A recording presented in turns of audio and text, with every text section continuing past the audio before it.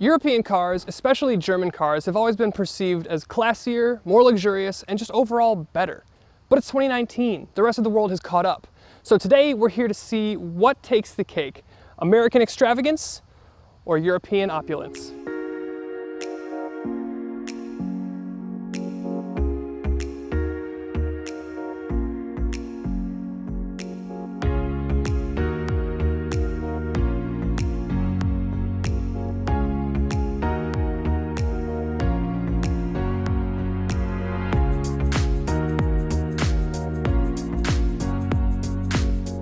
Now, the 2020 Mercedes-Benz GLC has had a facelift for this year, and it offers things like a revised front fascia, including LED headlights and taillights as standard. You also get a new infotainment system, but aside from that, it's kind of the same as it was when it came out in 2015. Now let's start with the revisions up front, namely the headlights. The headlights have new LED running bars. It's kind of split into two pieces. It makes it a little bit more interesting and is in line with their new design language. Additionally, you'll also get a mildly revised front grille, and you have more chrome on the bottom front bumper because chrome is for fancy people. Now, the profile is largely unchanged, but that's not a bad thing. This GLC, when it first came out, was amazing because it did not compromise headroom or trunk space with this design, yet it still looked very sleek and modern, something that other competitors aren't able to do with this shape. And as we get around to the back, the thing that stands out are the revised taillights. Now, this is in line with Mercedes' new design language that you see in their GLE and their new GLS as well. And as we move down, we have dual exhaust like we did before, but what we didn't have before was this kind of interesting rear diffuser. To be honest, the rest of the rear is pretty much completely unchanged. Now, as we get into the interior, all it takes is a simple kick gesture to open the tailgate, which is really convenient, and that exposes the main thing that differentiates the size between this and the XT4. This is quite a bit bigger trunk, and not only is it bigger, but it also splits 40-20-40, whereas the XT4 only splits 60-40. Additionally, you'll also have an expansive addition of trunk space under your trunk floor. Now, remember how I said this Mercedes was bigger than the Cadillac? Well, in the rear seat, you can't really tell. I have about the same room in front of my knees that I did in the Cadillac. The biggest difference, actually, is that there's a lot more light coming in through the secondary sunroof that you get as part of the panoramic roof package. The charging ports are actually different in here as well. You'll get a normal 115 volt house outlet and a typical 12 volt car outlet, but you will not get USBs back here. You also do not get heated seats. Up front is where all of the focus is, as you can well imagine. And before we talk about anything, we have to talk about the thematic differences between this and the Cadillac. Where the Cadillac has a more geometric, angular, aggressive look, the Mercedes is much more classically elegant. It's got much more swooping, softer lines, full circles, and just a much more elegant and timeless look. However, the most dominating interior aspect is right here, and right here. And it's the simple fact that this now comes with Mercedes-Benz MBUX infotainment system. I've done another full video on this, and I will link it down in the description below, but the main headlines are that you have dynamic voice control, you have augmented reality for your navigation, and you have artificial intelligence. Also, you can control it through a more touchpad style controller down here where you used to have Mercedes command wheel. It's also a touch screen, and you can control it on your steering wheel. The steering wheel for this facelift is all new, and it requires and includes two touchpad buttons on your steering wheel. The right one will control your infotainment screen, and the left one will control your fully digital gauge cluster that's equipped in my tester here. As far as design and functionality, the rest of this interior is largely unchanged from the facelift. The main focus is simply on the steering wheel, the infotainment system, and the new fully digital display in your cluster. However, this isn't to say that the lack of updates anywhere else are bad. This is still one of my favorite interiors in the segment. I think it just looks classy, it looks expensive, and it looks very Mercedes. Now, before we drive the Mercedes, we have to give the Caddy a chance to impress us. All right, and straight off from the front, we can tell the differences in the design language between these two. Where the Mercedes was a bit softer, a bit smoother, a bit more rounded, this Cadillac is all about sharp and angular and geometric lines, giving it a much more aggressive appearance. The black grille, along with the vertical headlights and the aggressive slashed contours on the hood, mixed in with this dark red paint, make this thing look so incredibly mean. Now I just want to take a minute to appreciate Cadillac running lights. It's so simple just to take the running light from a horizontal axis to a vertical axis, but it looks so much better. Now from the profile here is where you can see that this Cadillac really loses out to the Mercedes, and it's in terms of overall size and dimension. Like I said, this is a smaller offering than the Mercedes. They're not quite segment competitors, but let's just take a minute to appreciate this angular and aggressive theming continued on the profile. And let's appreciate 20-inch gunmetal wheels. And then around back, we can see that the sick vertical axis lights are continued in the taillight. But what's really cool is they have embellished LED cube things for the brake lights. Look really cool. And as you can see, there's a 2.0 T badge signifying the peppy little engine under the hood, but we'll get to that in a minute. And then at the bottom, we can see we have dual exhaust here, which is pretty standard fare for the industry these days. However, there's a very interesting sound that comes into the cabin, and we'll get to that while we drive too. And then making our way inside and starting with the trunk, we can see that the trunk is marginally smaller than you get in the Merc, but you still have seats that split 60-40, and you have additional storage under your trunk floor. Now the back seat is a similar story where it's marginally smaller than the Mercedes. However, this seat is positioned where I would have it at 6'1", and I still have a good 2 to 3 inches of knee room in front of me. So this is pretty impressive as far as leg room. Additionally, I want to address the materials, specifically the seats and the leather, because this is white leather and that's like my favorite thing. So Cadillac, thank you so much. This is freaking awesome. It's fantastically soft. There's like this dark red maroon almost stitching, which maroon, my favorite color, especially with like a cream white. It's fantastic. They're incredibly comfortable. They're spacious. It's roomy. The only thing I'm missing is a sunroof. But I still have things like 3-level heated seats, USB-A and USB-C charging in the back here. Now as we move up front, remember how I said that the Cadillac was a bit more angular and geometric than the Mercedes? Well, here you go. Also, if you look incredibly closely, the carbon fiber weave on the interior trim has a very dark red accenting thread that matches the thread within your seats. And I have to say, it's this level of attention to detail that really puts this Cadillac over the top. Now speaking of the seats, these are not only fantastic looking, they're incredibly comfortable, they have heated and cooled functionality, but they also have a massage capability. And that's not even the best part.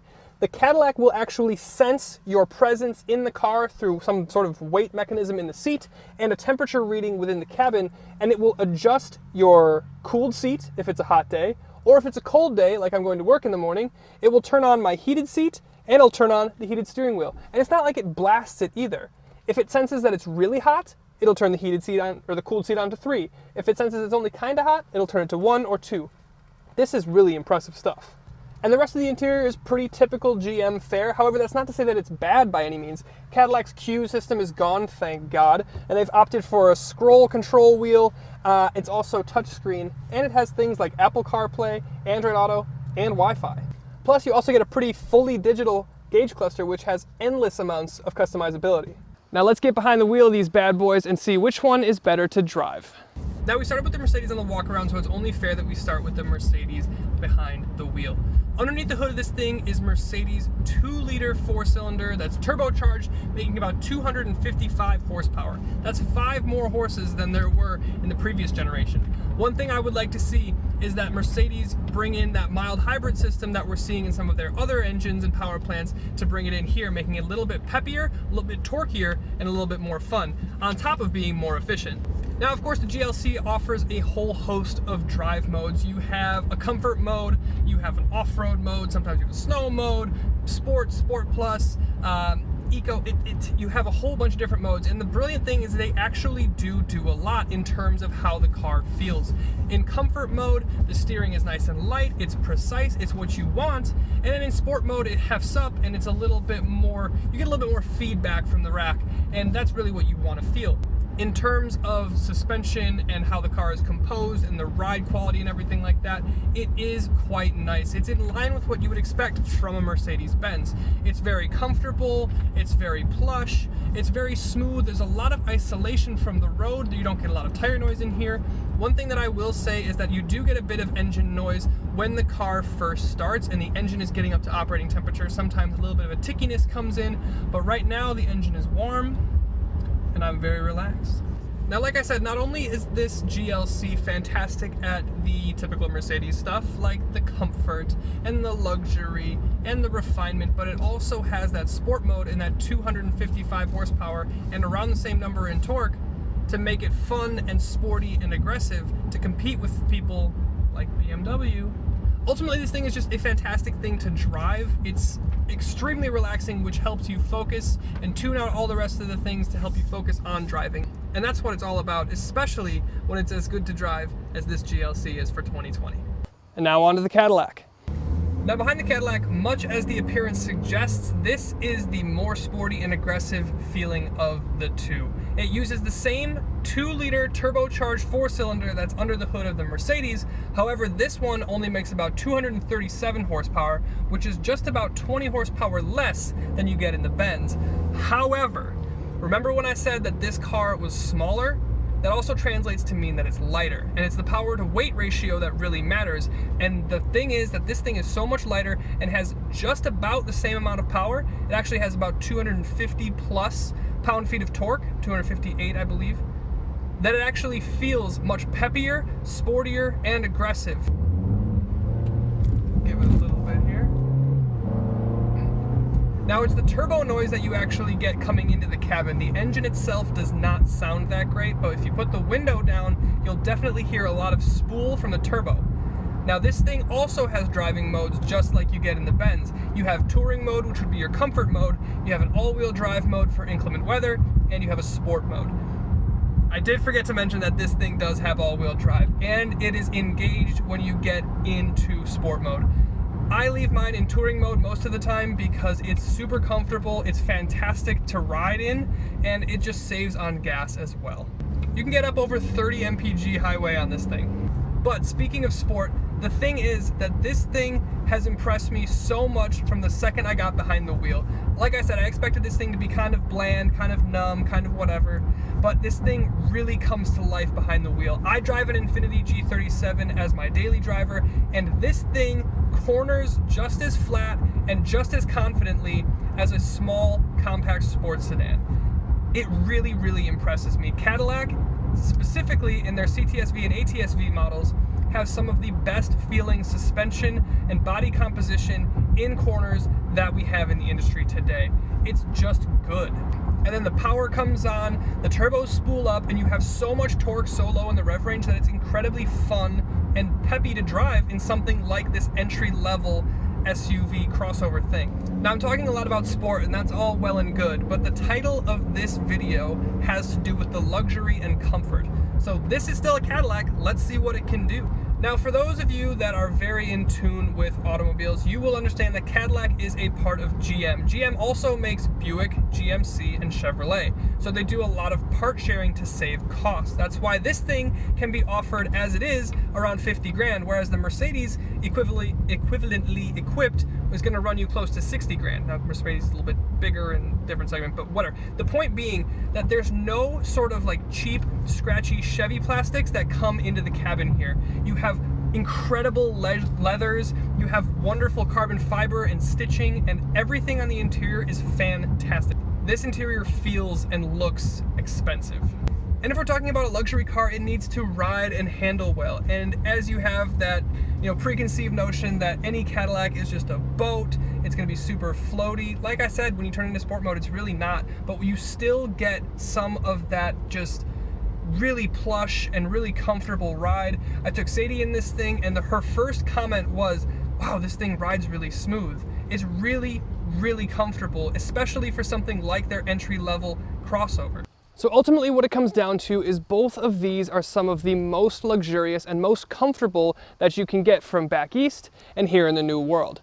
Now, when I heard that I was going to be getting a Cadillac XT4, I wasn't super excited. I was like, it's kind of a throwaway car. It won't be that exciting for myself or my viewers.